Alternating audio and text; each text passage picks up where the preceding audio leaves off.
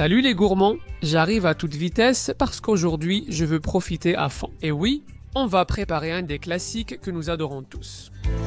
Commence par préparer un moule, dans mon cas de 23 cm de diamètre, avec une pâte brisée.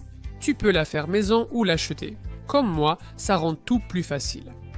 Pique avec une fourchette pour éviter qu'elle gonfle et réserve. D'un litre de lait, on va en prélever une petite partie comme une demi-tasse ou une tasse.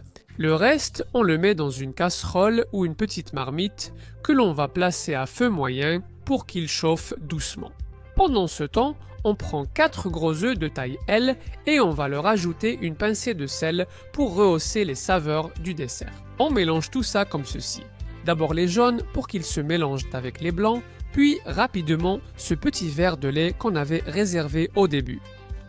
On mélange bien et dès que ça devient un liquide homogène, on ajoute 100 g ou une tasse de maïzena, aussi appelé fécule ou amidon de maïs. Je ne sais pas comment tu l'appelles, toi, dis-le moi en commentaire.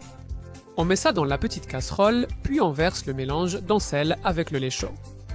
On garde à feu moyen tout en remuant et ça commence à chauffer. Quand c'est bien chaud, on ajoute de la Nutella, de la nocilla, de la crème de cacao ou de noisette, comme tu veux l'appeler. Grâce à la chaleur et au fait qu'on remue, ça va se dissoudre et se mélanger, formant une crème homogène pleine de saveurs. On dirait de la magie, mais ce n'est pas le cas. Il suffit de suivre les étapes. Au fur et à mesure que tout chauffe, la préparation devient plus dense et une crème épaisse se forme. Et quand tu obtiens cette texture que tu vois ici, tu ajoutes le dernier ingrédient, une bonne cuillerée, un gros morceau de beurre. Tu peux aussi utiliser de la margarine. J'en mets 60 g, soit environ un tiers de tasse. Et aussi, grâce à la chaleur de la petite crème, ça se dissout en un rien de temps. Une fois que c'est bien dissous, on va directement dans le moule du début, là où on avait la pâte brisée.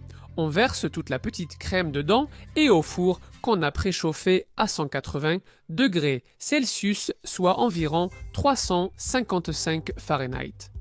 Le secret, c'est de mettre la grille tout en bas, mais avec la chaleur en haut et en bas. On va le laisser environ 45 minutes, puis on le sort. Tu verras que c'est encore un peu tremblotant au centre, mais les bords commencent déjà à sécher un peu.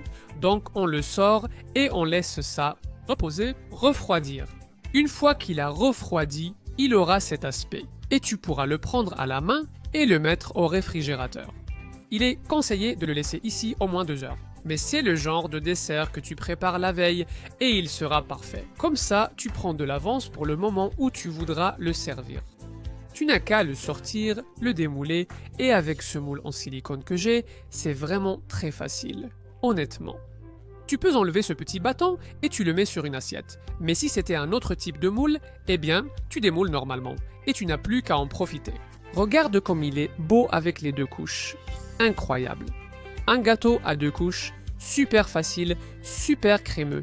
Et le plus important, vraiment, vraiment délicieux. J'espère que l'idée t'a plu et que tu seras aussi impressionné. Regarde à l'intérieur, c'est magnifique. Regarde, comme il a l'air incroyable. Un gâteau avec ses 2 couches, grâce à la pâte et à la petite crème que nous avons dessus. Un gâteau qui a l'air d'avoir été acheté en pâtisserie et regarde l'intérieur. Comment tu prends un morceau, puis un autre, et encore un autre.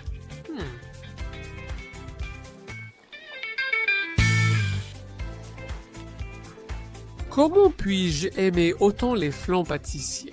Et puisque nous y sommes, dis-moi un peu, raconte-moi un peu, comment tu l'appelles, toi? Crème de cacao? Crème de noisette, Nutella, Nocilla, tu connais une autre marque?